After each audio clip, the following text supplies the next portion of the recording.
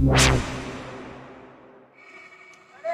रहला मतलब चबिया दे दिया ना की हाजी अरे ये रहुआ सब है रहुआ उनका के देखनी है के करा के भौजी अपने दोस्त के अरे भौजी देखली है हो कहाँ देखनी है तनी बताई तो अरे भौजी वो स्टेशनवा पे टिकटवा कटा के अरेलिया में बैठना हो तो गला पर भेंट हो जाई हई देखना गैला में भेंट हो जाई अरे उनका कबका नहीं रहने हुई हां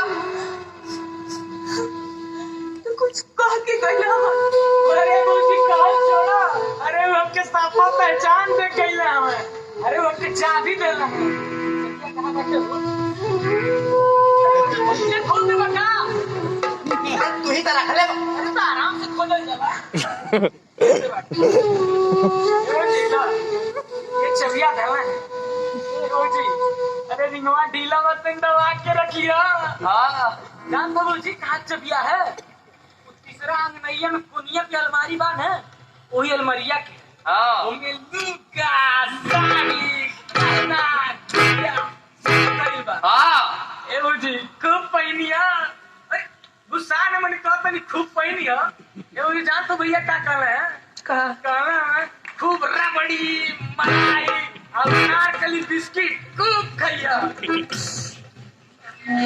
रो लो के हमर दुख नहीं के बुझा मजाक करे तनी सबे ए भौजी तनी बताइबू दोस्त के जनाना से ना मजाक करे जाई या काकी से करल जाई हट सबे ए भौजी एक बात कही का खा दिया नारकली बिस्कुट तो खइया ना तब के बताइया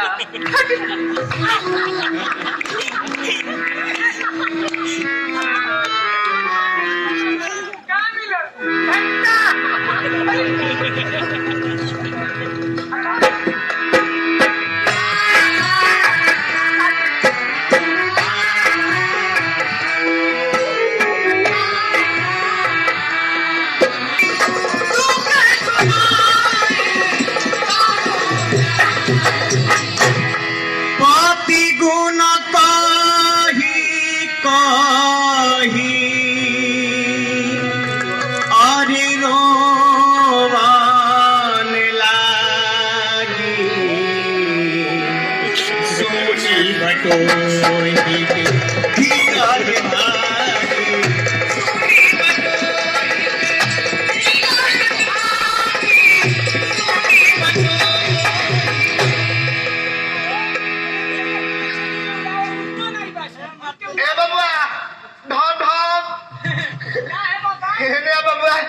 ट्यूशन के रास्ता बता देना ट्यूशन जाएगा देखी बाबा उहन की पराग पड़ वाला उका था कौन गे का बा वहीं से सीधे रहिया ट्यूशन में जाई ठीक बाबू जा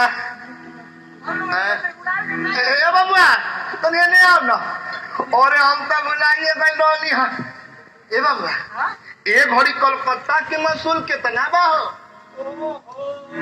ये बाबा ए भाई कलकत्ता के मसूल 3 रुपया लागी 3 रुपया बाबा अरे 1.25 रुपया में ना भर जाई हो महाराज 1.25 रुपये में टिकट मिला था घड़ी का बाबुआ हमारा हुआ का है अरे हमने कहो तनी दे और तू लोग कहो तरा टिकट अरे महाराज जब लोग टिकटवा ना कटेबे ट्रेन में कैसे बैठबे तो टिकट में चढ़ा के अरेल में धसोड़ दिया हो अरे महाराज हटा हम समझा थे हटा बाबा बाबुआ आप 3 रुपया दे हाँ एक गो टिकट मिली 3 रुपया के एक गो टिकट मिली हाँ कथी के कागज के कथी मुट्ठी के हाथी मुट्ठी के हाथी मुट्ठी के हाँ ये बाबा अरे पूरा 3 रुपया लाके जात बा नान मार के सुनते बैठे ला खोखबे ना करी तो का होई लेके बाबा अरे उरेलिया कोनो मौसी घर नहीं ना होए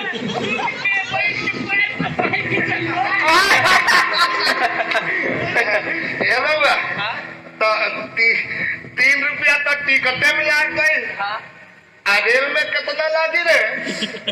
ए बाबा हाँ? बड़ा है ने तू बताई बा? हाँ वो लोग के मन के बाद हाँ बता बात। रेल में हाँ दाऊद 1 रुपया ना लागी 1 रुपया ना लगी? ना 1 रुपया ना लगी रे? रेल में 1 रुपया ना लगी? जब रेल में 1 रुपया लगबे ना पड़ी तो कमंदिर में हमरा टिकट कटौला के सीधा रेल में बैठो आ दमदमा पहुंच जाए कलकत्ता। पहुंच जाए कलकत्ता अब वो टिकटवा वाले फिर तू के दमदमा दी है और वो नहीं तो दोबारी चार्ज लग जाई। दोबारी चार? हाँ अगर वो नहीं तो जेली में बैठ के 6 महीना के पारी। ए बबुआ इतना घर दुआर छोड़ला के बड़ा भारी रोग भइल रे। हे बाबा जब रउआ लगे खर्चे वर्चे ना रहे तो का चल रही शेरवानी झाड़ के पगड़ी बांध के लाठी लेके। अरे हम का जानली रे के हाली टिकट रेल के बुकनी हो जाए। देखी बाबा ये घड़ी मसूल बढ़ गइल बा। बड़ी गई बा? हाँ करे मसूल है कि हनुमान जी का पोछा रे? ये दिन पे दिन कितना बढ़ाता था होना कि बहाना? हमारे ऊपर एक काट दिया था मर्दवा हम थोड़ी बढ़ाओ कहीं नहीं हमनी के बढ़ावा तनी जा। चल बड़ी चल हमारे कैसा लगे था बढ़ा 3 रुपया। अरे कहा बाबू ना कुछ कहा का हमनी किनाय कर लिए बाबा हाँ। मुझे भक्ति मारी तू बोला पहले जाई का बाबू हमरो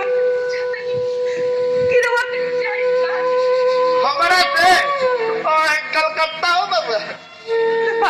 हाँ हमरो वैसे अपने को दुख कह दुख हम कहतनी कि हमार पति जब से नोटिस भेल तब से कहू चिट्ठी से पाठी ना भेजला बाबा।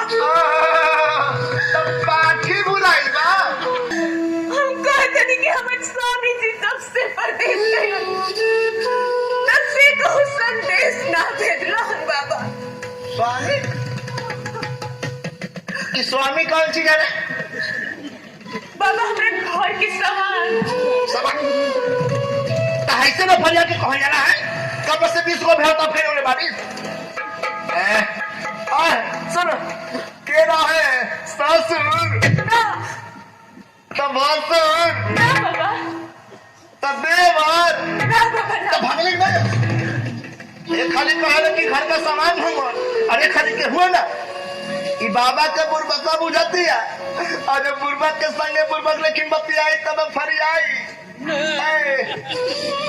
नाता में कुछ लगे ना हाँ बाबा के पुरुष मुझे गई नहीं उहे बता हाँ बाबा तो हमारा से क्या काम है?